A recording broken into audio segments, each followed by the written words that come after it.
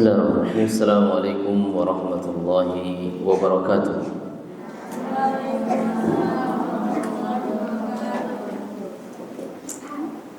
Alhamdulillah nahmaduhu wa nasta'inuhu wa nastaghfiruh wa na'udzu billahi min shururi anfusina wa sayyiati a'malina. May yahdihillahu fala mudilla lahu wa may yudlil fala hadiya lahu. Asyhadu an la ilaha illallah wahdahu la syarika lahu wa asyhadu anna Muhammadan 'abduhu wa rasuluhu sallallahu alaihi wasallam la nabiyya ba'da. Qala al-muallif rahimahullah wa yadkhulu ala syaikhihi kamil al-khisal. Di antara adab para penghafal Quran atau para penuntut ilmu secara umum bahwasanya dianjurkan bagi penuntut ilmu untuk menemui gurunya dengan memiliki adab yang sempurna. Ketika dia masuk ke kelas atau ke sebuah halaqah, maka hendaklah dia mengedepankan sifat-sifat yang sempurna, yang baik. Mutanadzifan bima dzakarnahu fil muallim. Artinya dengan penuh kelembutan, dengan penuh ketenangan, sebagaimana seorang guru juga memiliki sifat yang sama. Mutatahhiran musta'milan lis-siwaki, masuk ke sebuah halaqah dengan bersuci, apalagi dalam halaqah Quran. Tapi majelis ilmu secara umum, imma di masjid ataupun di kelas, maka lebih utama dalam keadaan berwudu. Musta'milan lisiwaki, dan juga membersihkan dirinya atau bersiwak. Ini termasuk hal yang dianjurkan. Farighal qalba minal umuri syaghilah, dan mengosongkan hatinya dari kesibukan-kesibukan yang akan mengganggu belajarnya. Ketika antuna akan memulai satu pelajaran, akan duduk di halaqah, akan duduk di kelas, maka hilangkan fikiran-fikiran yang ada di luar kelas yang akan mengganggu pelajaran. Fokus, kosongkan hati dan isi dengan ilmu yang akan dipelajari, dengan murajaah Al-Quran yang akan dihafal ketika di halaqah. Karena ketika kita banyak mengingat hal lain, tidak fokus, maka ini akan mengganggu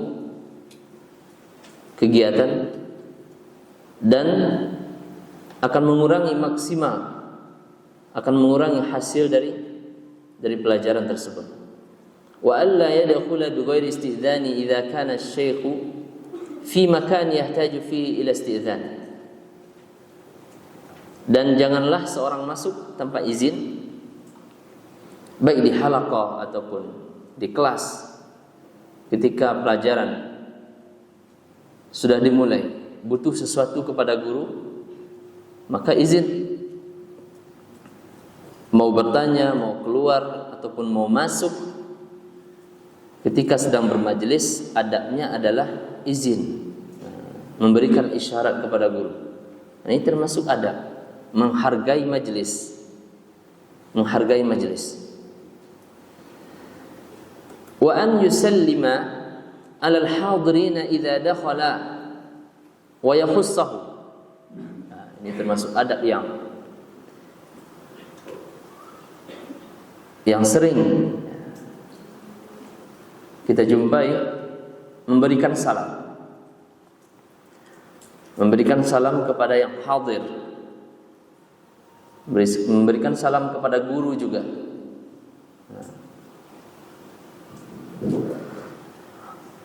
Dan mengkhususkan untuk gurunya. Maksudnya memberikan penghormatan yang lebih dibandingkan dengan teman-temannya. Sebagaimana pada pekan-pekan yang lalu kita sudah menyampaikan, memberikan penghormatan yang khusus. Wa an yusallima alaihi wa alaihim idzan sarafa. Nah, begitu juga ketika sedang berpisah. Ketika setelah selesai majelis, maka biasa seorang guru ataupun ustaz mengucapkan salam. Begitu juga dengan antunna, sesama teman sama guru ketika selesai halaqah ditutup dengan doa kafaratul majlis, kemudian mengucapkan salam. Maka ini termasuk adab dalam belajar. Kama jaa fil hadits. Kama jaa fil hadits falaysat al-ula bi ahaqqa min ats-tsaniyah. Nah, ini perlu diperhatikan. Hadis ini hadis ya. Akhrajahu Imam Ahmad fil Musnad. Falaysat al-ula bi ahaqqa min ats-tsaniyah. Falaysat al-ula bi ahaqqa min ats-tsaniyah. Apa maksudnya ini? Bukankah seorang yang mengucapkan salam itu lebih afdal daripada yang menerima salam, yang menjawab salam? Maksud ula di sini adalah orang yang pertama yang mengucapkan salam. Sebagian orang sulit atau berat mengucapkan salam kepada teman-temannya. Ataupun juga seorang murid kepada gurunya malas mengucapkan salam kepada gurunya. Bahkan menunggu salam dari orang lain. Kalau tidak orang lain mengucapkan salam, dia tidak akan mengucapkan salam. Ini tidak benar. Pada dalam hadis dikatakan falaisatil ula ahaqqa, lebih utama, lebih ahsan, lebih baik daripada yang kedua. Maka mulai dari diri kita sendiri. Apakah kita seorang guru, seorang murid? Dan sejatinya seorang murid dia lebih mendahului sebagai ikram, menghormati gurunya. Maka dia yang lebih dahulu mengucapkan salam kepada gurunya. Kepada teman-temannya juga demikian. Sebagian teman-teman, sebagian antunna mungkin ya malas mengucapkan salam. Assalamualaikum kepada teman-temannya. Yang penting ucapkan salam, mau dijawab mau enggak dijawab silahkan. Itu terserah mereka. Yang penting kita sudah mengamalkan sunnah Nabi, sudah mendapatkan pahala. Maka dari itu salam ini merupakan hal yang perlu diterapkan secara terus-menerus. Tidak hanya dalam bermajlis, ketika ketemu pun juga seperti itu dengan teman-teman antum. Biasakan mengucapkan salam. Ya. Dan bahkan kepada lawan jenis pun seperti itu. Ya. Kepada laki-laki pun dalam hadis ataupun dalam ayat juga diperintahkan untuk mengucapkan salam, diperbolehkan mengucapkan salam, tapi dengan syarat tidak menimbulkan fitnah. Apakah laki-laki boleh mengucapkan salam kepada perempuan? Boleh.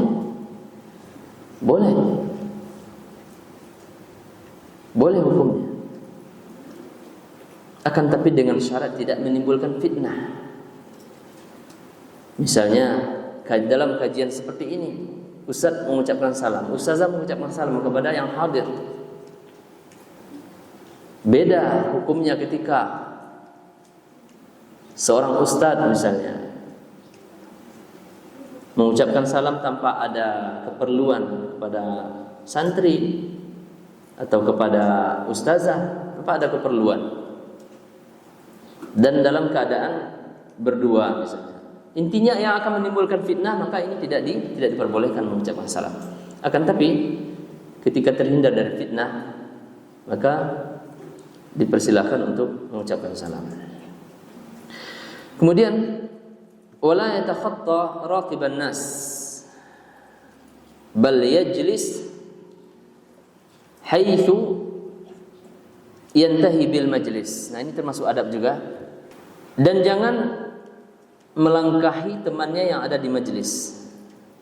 Ingin pindah ke satu tempat atau ingin melewati satu majelis, jangan melewatinya dengan melangkahi bahu manusia, bahu teman-temannya, jangan.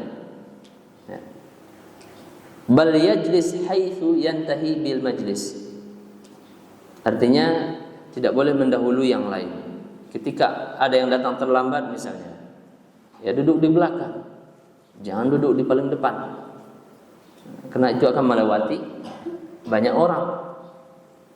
Misalnya dalam kajian datang terlambat, maka duduk di belakang.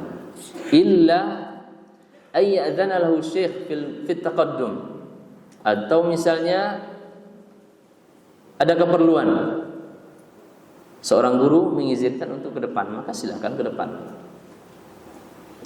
Wala yuqimu ahadan min mawdhi'ihi, dan juga tidak boleh ketika halaqah misalnya menyuruh temannya untuk berdiri tanpa sepengetahuan guru, maka ini tidak diperbolehkan. Fa in atharahu ghairuhu lam yaqbal, iktidaan bi Ibni Umar radhiyallahu anhuma. Nah, ini termasuk adab di dalam halaqah, duduk dengan tenang, tidak boleh menyuruh temannya untuk berdiri, ya.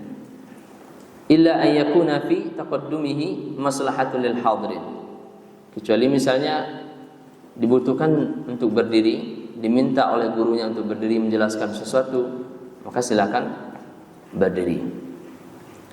Au amara syekh bidzalik wa la yajlisu wastal halaqah illa lidarurah.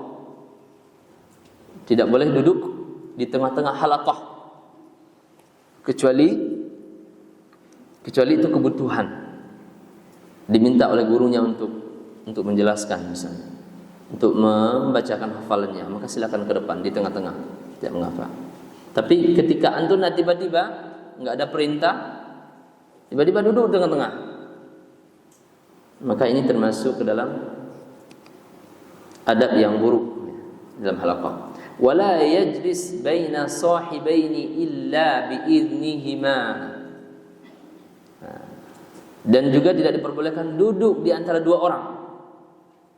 Ada dua orang yang sedang duduk simaan hafalan, kemudian tiba-tiba antum datang satu orang duduk di tengah-tengah di antara duanya tadi, maka ini juga tidak benar.